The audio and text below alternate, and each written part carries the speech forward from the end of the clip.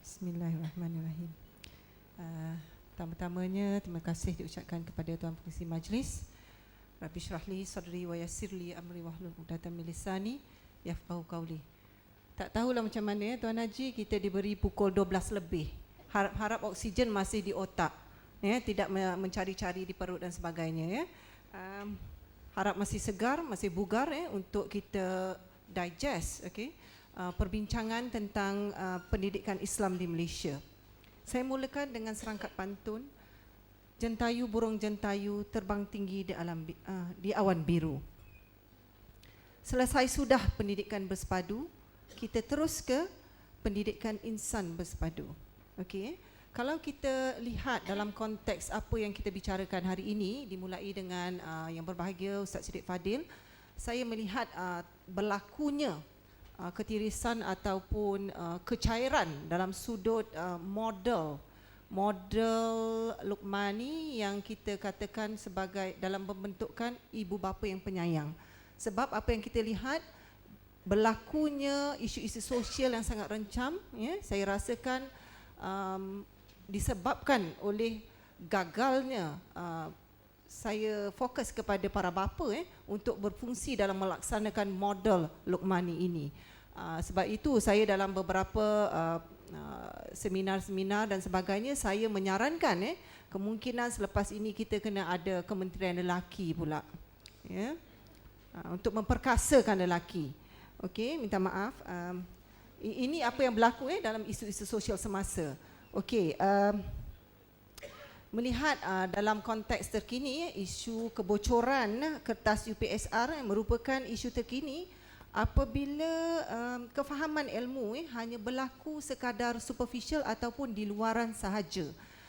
Yang ini kita lihat anak-anak kita hanya mahir melontarkan balik apa yang dihafal. So dalam konteks ini kita mahir menghafal apa itu rukun iman, apa itu rukun Islam dengan baik sekali, dengan jelas sekali, tetapi digestion ataupun pencernaan ilmu-ilmu tentang setiap rukun Islam serta rukun iman yang ada itu sangat-sangat kurang. Ini kita dapat lihat di mana even anak-anak yang keluar dari sistem pendidikan Islam juga sangat merisaukan dari segi akhlak dan tingkah laku mereka. Justru itu kalau berkaitan dengan apa yang akan dilontarkan ataupun dikongsikan oleh Tuan Haji sebentar lagi, kita jelas Tuan Haji akan, kalau kepada yang sudah membaca kertas kerja itu, Tuan Haji telah melontarkan beberapa konsep ataupun teras kepada pembentukan jati diri kepada anak-anak kita sebentar lagi. Untuk tidak melengahkan masa lagi, saya rasa Tuan Haji memang orang yang tepat untuk membicarakan tentang isu pembentukan insan dalam konteks pendidikan tinggi. Kalau lihat latar belakang beliau amat hebat sekali, berpengalaman dari segi, sekarang beliau merupakan seorang pensyarah kanan di Kolej Darul Hikmah, pernah berkhidmat sebagai pengarah bahagian dakwah dan kepimpinan Kementerian Pendidikan, juga pengarah bahagian pendidikan, guru Kementerian Pendidikan, dan juga timbalan ketua pengarah Jabatan Pendidikan khas Kementerian Pendidikan. Jadi kita sangat-sangat bersyukur bersama-sama kita hari ini dipersilakan Tuan Haji untuk menyampaikan. Assalamualaikum warahmatullahi wabarakatuh. Alhamdulillahirabbil alamin. Assalatu wassalamu ala asyrafil anbiya wal mursalin wa ala alihi washabbihi ajma'in, amma ba'd. Saudara pengurusi majlis, rakan saya, saudara-saudari sekalian, alhamdulillah, bila saya merafak kesyukuran kepada Allah SWT atas kesempatan diberi hari ini untuk membicarakan mengenai jati diri, pendidikan dan jati diri.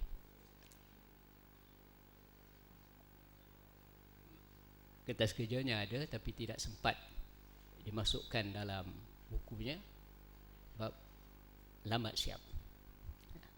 Jadi minta maaf lah. Dan saya pun tak sediakan macam Dr. Ghazali. Kalau bagaimanapun saya akan baca, bukan baca semualah.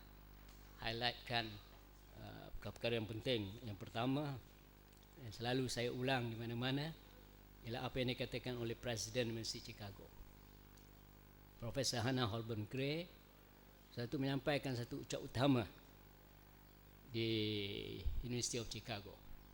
Beliau mengatakan, terjemahan di sini, memikirkan tentang pendidikan adalah memikirkan tentang isu-isu utama dalam kehidupan manusia. Memikirkan tentang tujuan-tujuan pendidikan, memikirkan tentang wajah atau rupa bentuk manusia, matlamat yang sesuai yang dapat menjaminkan kesejahteraan sosial dan kualiti tamadun bangsa.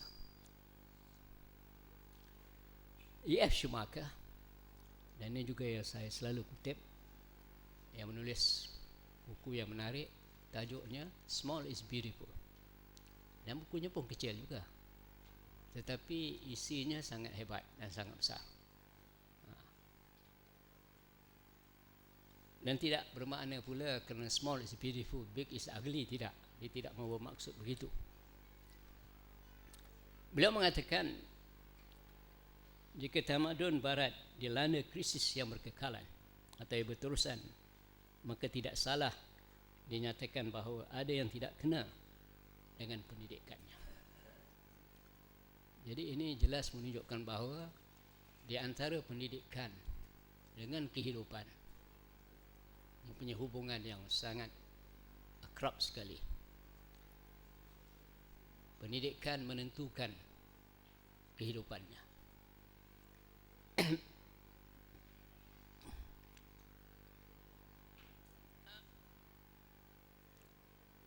Pendidikan merupakan sarana dan wahana yang paling penting dan utama untuk menjayakan pembangunan insan yang lengkap dan menyeluruh, dan sekaligus menjaminkan kualiti insan, kualiti kehidupan, dan kualiti tamadun bangsa.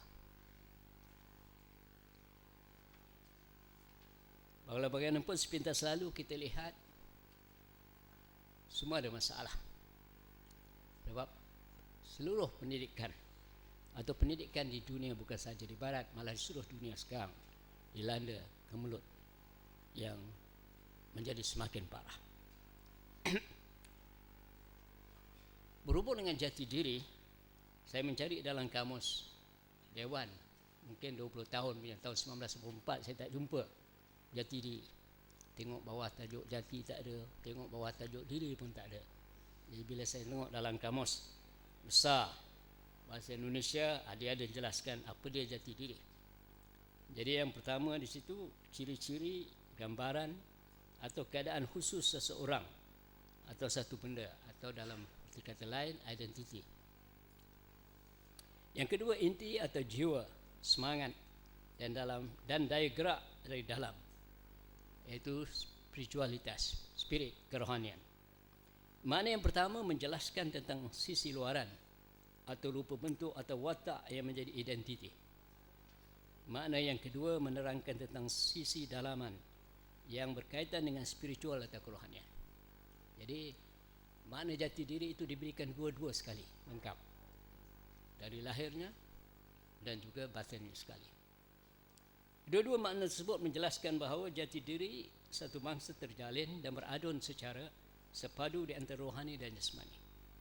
Malah di antara kedua-dua itu, sisi rohani atau jiwa adalah lebih utama, dan yang mencorakkan sisi jasmani atau lahiriah hingga menjadi mantap, lantas membentuk watak, kepribadian dan jati diri yang sepadu serta utuh.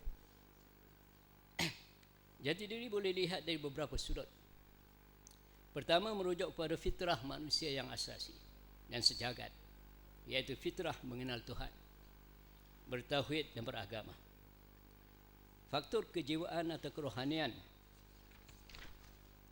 mesti disandarkan sepenuhnya kepada akidah tauhid, supaya tunjang dalam pembentukan watak serta jati diri adalah berteraskan kepada kepercayaan yang luhur dan utuh. Aspek ini merupakan identiti umum dan sekaligus ia merupakan identiti khusus bagi bangsa Melayu. Identiti umum berarti kata memang semua manusia sudah mengenal Tuhan di alam rohnya. Fitrah juga merujuk kepada fitrah hakiki manusia, yaitu fitrah kemanusiaan. Jadi pada diri manusia ini, fitrah asasnya ialah fitrah kemanusiaan. Tapi pada masa yang sama ada fitrah kehaiwanan dalam diri manusia dan ada fitrah kesyaitanan. Tapi itu bukan fitrah hakiki manusia. Fitrah hakikinya ialah fitrah keinsanan. Fitrah kemanusiaan ini tegak di atas nilai-nilai utama seperti kebenaran, keadilan, kebaikan, kasihan belas, dan kasih sayang. Jika nilai-nilai utama ini terhakis, maka manusia itu akan mengalami penghakisan dan pelunturan kemanusiaan. Dan mungkin juga manusia itu akan kehilangan kemanusiaannya sama sekali. Sifat-sifat manusiawinya luntur dan lebur, dan mungkin yang tinggal dan bergejolak dalam diri ialah fitrah kehawaianan. Kedua, jati diri juga berkaitan dengan fitrah yang khusus, yaitu fitrah yang berkaitan dengan bangsa dan bahasa. Allah SWT sengaja menjadikan manusia itu berbangsa-bangsa dan masing-masing dilengkapkan dengan bahasa, dan kedua-duanya menjadi identiti khusus sesuatu bangsa. Maka dalam konteks bangsa Melayu, selain daripada rupa bentuk dan warna, bahasa merupakan unsur jati diri yang sangat penting. Dengan kata lain, luntur bahasa, luntur bangsa. Dan akibatnya jati diri bangsa itu turut luntur. Andainya hilang bahasa, maka hilanglah bangsa. Dan bangsa itu mungkin tidak pupus, namun identitinya menjadi lebur, terkubur. Ketiga ialah mengenai budaya. Kamus Dewan memberi salah satu makna budaya seperti berikut: kemajuan fikiran, akal budi, cara berfikir, berkelakuan dan sebagainya. Kamus Besar Bahasa Indonesia memasukkan juga makna adat istiadat dan sesuatu yang telah menjadi kebiasaan. Budaya itu mencerminkan sisi dalaman atau jiwa bangsa itu. Pendek kata, budaya merupakan hasil pemikiran dan kreativiti manusia yang mengatur hidup berdasarkan kepada kepercayaan, pemahaman dan nilai-nilai luhur serta tinggi. Setelah melalui tempoh tertentu, budaya itu menjadi jelas dan mantap yang diwariskan kepada generasi berikutnya. Justru bagi bangsa Melayu, budaya yang dihasilkan seperti adat resam, cara bergaul, cara berpakaian dan seumpamanya turut menjadi jati diri dan identiti bangsa. Tamadun. Sewaktu menghuraikan maksud tamadun, Kamus Dewan terikat dengan konsep tamadun barat yang merujuk kepada taraf kemajuan kebendaan dan perkembangan pemikiran. Memang tidak dapat dinafikan barat mengalami kemajuan ilmu pengetahuan, sains dan teknologi yang hebat yang membolehkan mereka mencapai taraf kemajuan kebendaan yang tinggi dan canggih. Kita menjadi silau dan terpesona melihat seluruh lanskap dipenuhi dengan hasil karya mereka dan menjadi asyik serta ketagihan dengan kemudahan-kemudahan tersebut. Namun yang jelas ialah di belakang semua tanda-tanda dan simbol-simbol kemajuan tersebut wujud kekuatan minda yang hebat, iaitu pola-pola pemikiran kreatif, inovatif dan imajinatif. Walau bagaimanapun maksud tamadun itu masih belum lengkap kerana ia tidak menyentuh aspek jiwa atau rohani. Konsep kemajuan itu masih lagi rongak dan lompong kerana jiwa yang merupakan esensi diri yang utama ditinggalkan terbiar dan kosong.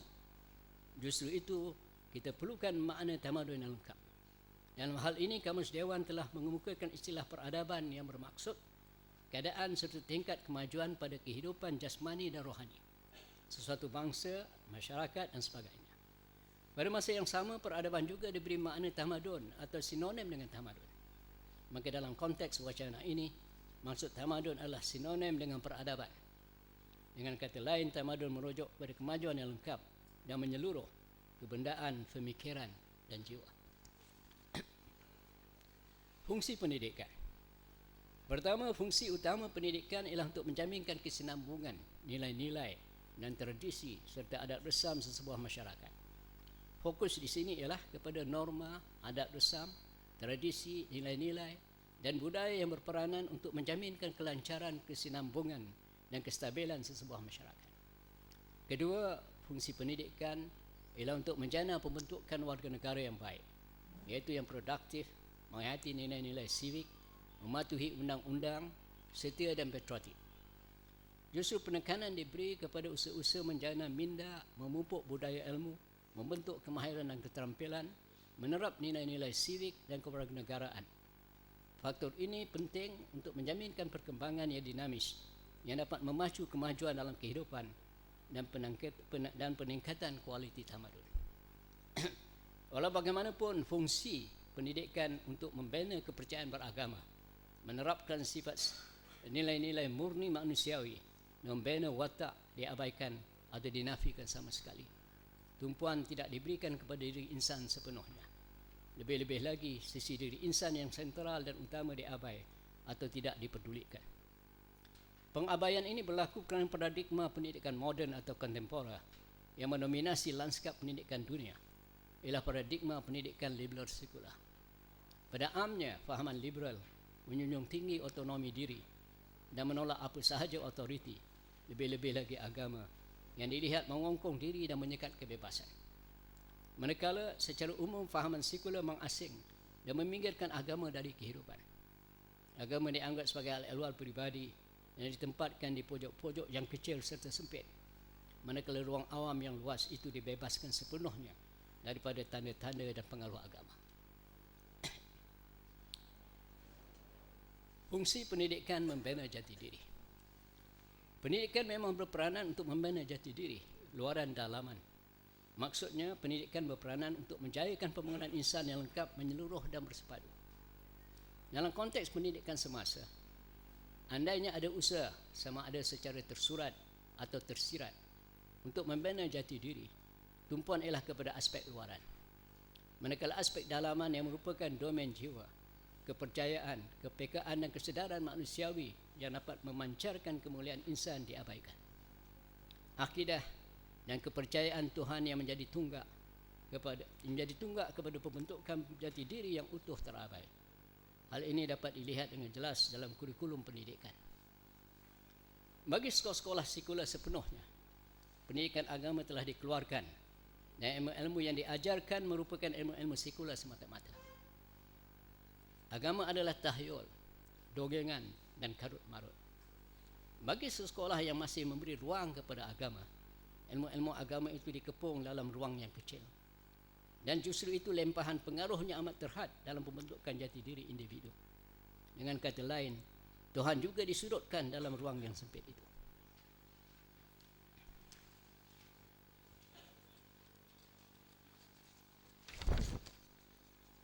Seterusnya, pembentukan jati diri yang bersandarkan bahasa telah diabaikan oleh banyak bangsa di dunia.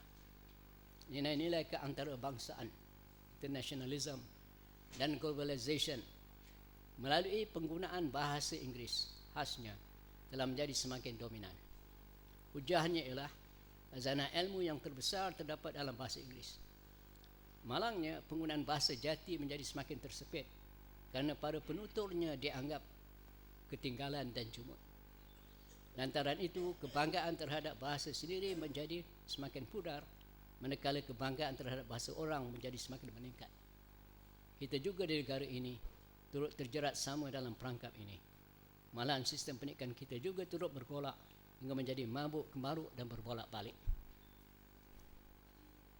Dalam konteks budaya pula, banyak sistem pendidikan di dunia tidak menghiraukan perkara ini. Hal ini berlaku kerana ciri-ciri utama sistem moden manusia. Ciri-ciri utama manusia moden ialah rasional, saintifik, liberal, individualistik dan egoistik. Manusia bebas berfikir dan bebas membuat pilihan sendiri dan bebas menentukan citra diri.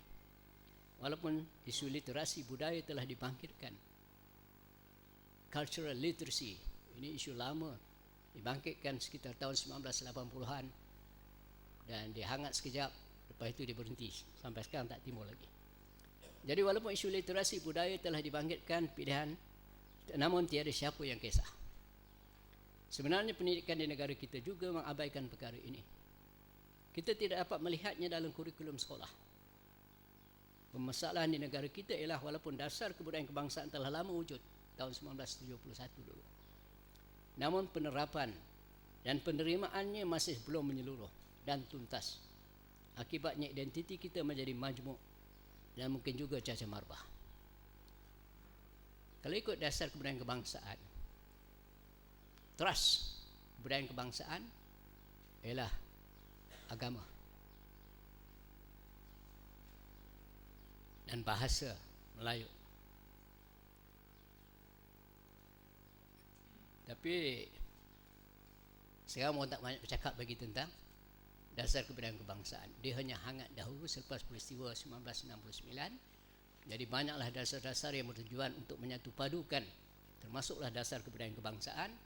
Tapi tahun 80-an, 90-an sudah masuk abad 21 ini, orang tak bercakap lagi tentang dasar-dasar ini.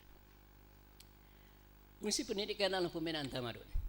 Sistem pendidikan di barat memang digerakkan sepenuhnya untuk menjana minda, mengembangkan ilmu pengetahuan, terutamanya sains dan teknologi. Hasilnya mereka telah mencapai kemajuan ilmu pengetahuan, terutamanya sains dan teknologi, dan menghasilkan pelbagai kemudahan serta peralatan yang menyebabkan kehidupan menjadi semakin selesa dan menyeronokkan. Manusia menjadi semakin alfa dan asyik dengan kebendaan, keseronokan dan hiburan. Namun kerana sisi rohaninya diabaikan, maka tamadun ini menjadi sengit, cenderung kebendaan dan keduniaan. Akibatnya, manusia yang lahir dalam dan dari tamadun ini dan dari institusi-institusi pendidikan menjadi tidak bertamadun atau gasar.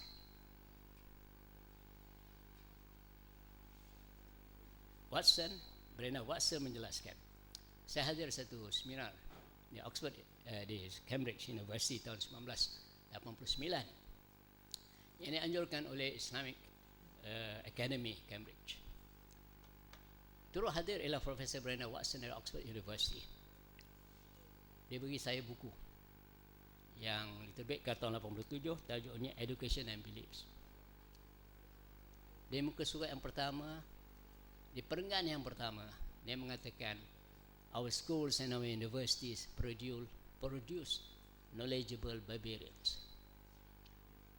Jadi sekolah-sekolah, universiti dan sekolah-sekolah kita mengeluarkan penyangak-penyangak berilmu. Kritik yang hampir sama oleh Preston John Hopkins University di bahagian timur Amerika mengatakan, our schools and our universities produce skilled barbarians. Jadi kalau kita gabungkan dua-dua, satu knowledgeable barbarians, satu lagi skill barbarians. Jadi dia lebih canggih, lebih hebat daripada orang-orang gasar zaman barbarian seperti orang-orang Hans, orang-orang Mongol dan sebagainya lagi. Namun kerana sisi rohaninya diabaikan, maka tamadun ini menjadi sengit. Sudah. Sistem pendidikan kita juga berperanan untuk melahirkan manusia yang berilmu dan berkemahiran, yang berupaya membina tamadun sebagaimana pendidikan di barat. Kekangannya ialah kita tidak mempunyai keberanian untuk memugar sepenuhnya kerana kita tidak bersedia mendepani minda yang kritis dan juga kesungguhan generasi untuk membawa perubahan.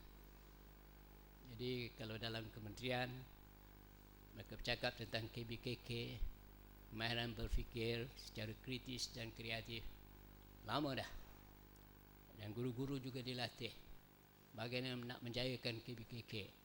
Sasaran pun ditetapkan supaya semua soalan-soalan boleh menggerakkan daya fikir.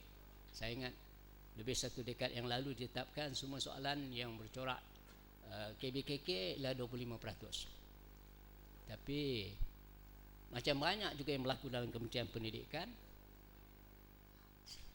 setelah tempoh tertentu perkara itu pun dilupakan dan mereka akan bercakap tentang benda yang baru untuk hanya beberapa ketika, lepas itu akan diganti pula dengan yang lain.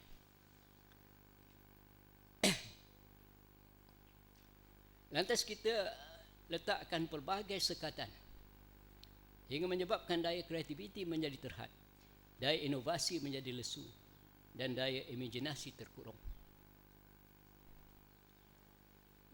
Jadi kalau guru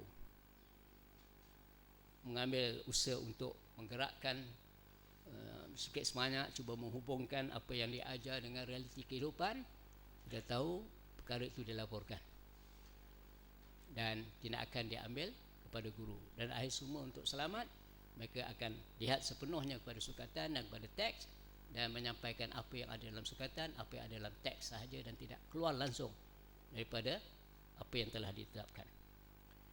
Selain itu, kita juga turut terperangkap seperti di barat dalam jerat liberal sekular. Maka yang kita titik beratkan ialah sisi lahir dan kebendaan. Kita berlumba-lumba menaikkan menara-menara tinggi, tetapi kita gagal meninggikan sasiah dan akhlak manusia.